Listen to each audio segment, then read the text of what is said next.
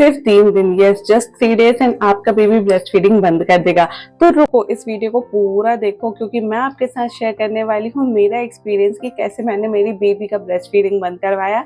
So hello mommies, ये video है आपके लिए क्योंकि मुझे पता है कि बहुत सारी मॉमीज फेस करती हैं इश्यूज जब उनको ब्रेस्ट फीडिंग बंद करवाना रहता है, नहीं पता होता कि कैसे करवाएं क्योंकि बच्चे बहुत परेशान होते हैं। तो मैंने जो पार्ट 1 बनाया उसमें सारी टिप्स शेयर की है कि आप कौन सी टिप्स फॉलो कर सकते हैं जिससे आप ब्रेस्ट फीडिंग बंद करवा सकते हैं। सो जरूर जाके वो वीडियो देखिएगा, उसका लिंक मैं डिस्क्रिप्शन बॉक्स में डाल दूंगी, तो आप वहां से जाके चेक कर सकते हैं। और इस वीडियो में मेरा एक्सपीरियंस शेयर करने वाली हूँ कि क्या क्या प्रॉब्लम मैंने फेस की थी, कैसे मैंने बंद करवाया था। तो चलिए फिर स्टार्ट करते हैं।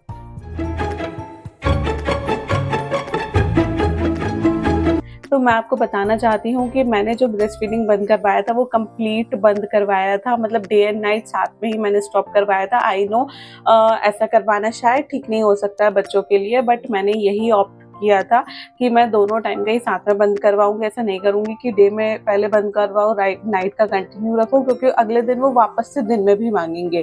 तो इसलिए मैंने डिसाइड किया था कि मैं एक बार में ही बंद करवाऊंगी, बट डे एंड नाइट साथ का ही बंद करवाऊंगी। आपको पहले बताती हूँ कि मैंने क्या यूज़ किया था। तो जो ये आप इस इमेज में देख रहे हैं, ये टेप है जो इलेक्ट्रिसिटी के काम में यूज़ आता है, वायर वगैरह को ज्वाइन करने के लिए, ब्लैक कलर का। इससे बच्चे देख के थोड़ा डर जाते हैं कि हाँ ये कुछ मम्मा को हो गया है। सो मैंने इसको अप्लाई किया था मेरे निपल्स पे एंड इसको देख के मैंने उसे समझाया था कि बेटा मम्मा को ताता हो गया, अब दूध आपको नहीं मिलेगा। यस, तो ये देख के वो समझ गई थी कि हाँ मम्मा को ताता तो हो गया है, बट हाँ अब वो कैसे कंट्रोल करे अपने इमोशंस। तो जो डे 1 का डे टाइम था उसमें उसने बहुत बार देखा, 8 से 10 बार चेक किया कि हाँ मम्मा को ताता हो गया, ताता हो गया, वो नहीं मिलेगा। बहुत रोई वो, जैसे तैसे उसको मैंने संभाला। एंड फिर उसके बाद जो उसका एक्सपेक्टेड टाइम रहता सोने का, उस पर तो वो नहीं सोई थी क्योंकि बहुत टाइम लग गया था उसको समझने में। बट जब उसको नींद आने लगी तो वो ऑटोमेटिकली फिर सो गई। थोड़ा लेट सोई थी बट हाँ, एंड जल्दी भी उठ गई थी। अब आती है बारी नाइट टाइम की, क्योंकि सबसे बिगेस्ट स्ट्रगल होता है नाइट का। उस टाइम पे आपको भी नींद आ रही है, आपके पार्टनर को भी नींद आ रही है, बच्चे को भी आ रही है, बट बच्चे को तो एडिक्शन है तो उसको वो चाहिए ही चाहिए। तो जैसे तैसे उसको वापस से बहुत बार दिखाया मम्मा को ताता हो गई है, नहीं मिलेगा। एंड उसने बहुत बार देखा भी, चेक भी किया, एंड वो अपने आप को कंट्रोल भी कर रही थी, अपने इमोशंस को भी कंट्रोल कर रही थी। बट जैसे तैसे मेरे पार्टनर ने भी मेरी बहुत ज़्यादा हेल्प करी। उसके पापा ने उसको लेके घुमा घुमा के उसको सुलाने की कोशिश करी, फिर भी वो नहीं सो रही थी। फिर मैंने घुमा के लोरी गा के जैसे तैसे उसको सुलाने की कोशिश की, सो गई थी फिर वो। और एक इम्पॉर्टेंट बात जो आपको ध्यान रखनी है वो ये है कि बच्चे का जो पानी का बॉटल होता है वो आपको साथ में लेके सोना है। यस देखिए, क्योंकि बच्चा तो उसकी तो आदत है रात में बार बार उठ के दूध पीने की, बट अब उसको जो कि दूध नहीं मिल रहा है तो आपको कुछ ना कुछ तो देना पड़ेगा। तो आप उसको पानी पिला सकते हैं। यस, बच्चे उठेंगे, आप उनको ऑफर कीजिए पानी, वो पियेंगे और फिर वो वापस सो जाते हैं। तो ये चीज बहुत इंपॉर्टेंट है, इसलिए हमेशा याद रखना कि आपको पानी की बोतल साथ में लेके सोना है।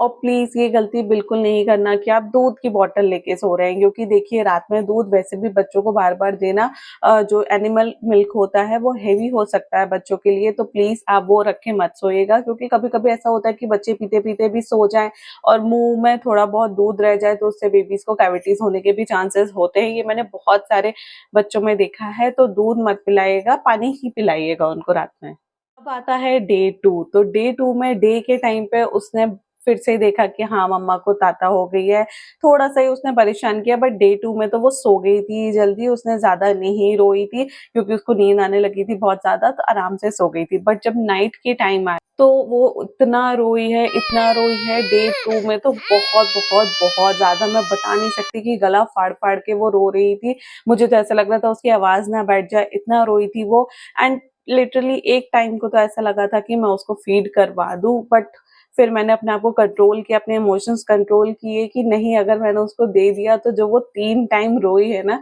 वो पूरा वेस्ट हो जाएगा। इसमें देखिए, मुझे पता है कि पेरेंट्स बहुत इमोशनल हो जाते हैं क्योंकि कोई भी अपने बच्चे को रोता हुआ नहीं देखना चाहता, बट आपको आपके इमोशंस पे कंट्रोल रखना पड़ेगा, क्योंकि अगर आपने वो नहीं रखा ना तो फिर कुछ भी नहीं होने वाला, सारी मेहनत वेस्ट हो जाएगी। और उस दिन तो मेरे हस्बैंड भी नहीं थे, वो आउट ऑफ स्टेशन थे, तो सिर्फ मुझे ही संभालना था उसे। तो मैंने जैसे तैसे करके उसे संभाला, उसने बहुत रोया, उसको रोने दिया।